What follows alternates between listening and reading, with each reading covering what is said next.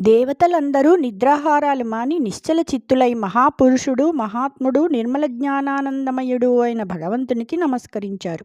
అప్పుడు మేఘగంభీరమైన కంఠధ్వనితో దిక్కులు ప్రతిధ్వనించేలా అభయమిస్తూ ఆ పరమేశ్వరుడైన హరి కనిపించకుండా కేవలం వినిపిస్తూ ఇలా అన్నాడు: భయముంజెందకుడయ్య నిర్జరవరుల్ భద్రంబు మీకయ్యడున్ జయమున్ లాభము భూత సంతతికి మత్సందర్శన ప్రాప్తి నవ్యయమై చేరు నెరుంగుదుందితి సుత వ్యాపార భాషా విపర్యయముల్ కాలము గూడ జంపెద జనుండందాక మీ త్రోవలన్.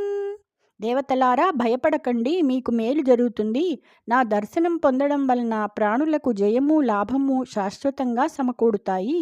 ఆ దైత్యుని యొక్క విరుద్ధమైన చేష్టలు మాటలు నేనెరుగుదును. కాలం కలిసి రాగానే చంపుతాను. అంతవరకు మీరు మీ దారిన వెళ్ళండి. జై శ్రీకృష్ణ.